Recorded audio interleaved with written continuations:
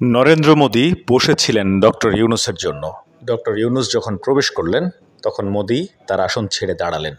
প্রণাম করেছেন মোদী, হ্যান্ডশেক করলেন ডক্টর ইউনূস, তারপর দুই নেতা ছবি তুললেন। এরপরে আমরা যে অংশটি দেখতে পাই,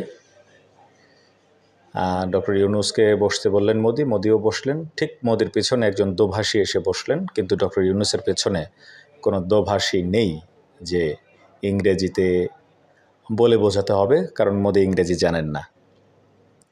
পরবর্তীতে দুই নেতার মধ্যে কথা হয়। শেখ হাসিনাকে ফেরত চেয়েছে বাংলাদেশ। এছাড়া শেখ হাসিনা ভারতে বসে উস্কানিমূলক কথাবার্তা বলছে, সেগুলো বন্ধের কথা বলা হয়েছে। তিস্তা পানি বন্টন নিয়ে কথা হয়েছে। বাংলাদেশের সীমান্তে যে হত্যা, সেগুলো নিয়েও কথা হয়েছে।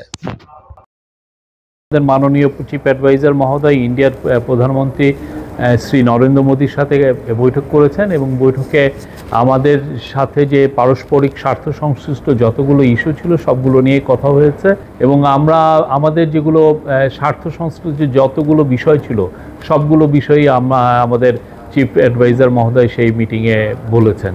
যেমন শেখ হাসিনার প্রত্যর্পণ বিষয়ে কথা হয়েছে, শেখ হাসিনা যে ওইখানে বসে অনেক ধরনের ইনসেন্ডিয়ারি কমেন্ট করছেন সেগুলো বিষয়ে কথা হচ্ছে। তারপরে বর্ডার কিলিং নিয়ে কথা হয়েছে। আমাদের দুই দেশের মধ্যে যে গাঞ্জেস ওয়াটার ট্রিটিটা আপনি জানেন যে নতুন করে এটার এক্সপায়ার হয়েছে, নতুন করে ট্রিটিটা হওয়ার আবার কথা হচ্ছে এবং তিস্তা ওয়াটার, এগুলো সবগুলো নিয়েই কথাবার্তা হয়েছে। আমি বলবো যে মিটিংটা খুবই কনস্ট্রাকটিভ, প্রোডাক্টিভ এবং ফ্রুটফুল হয়েছে।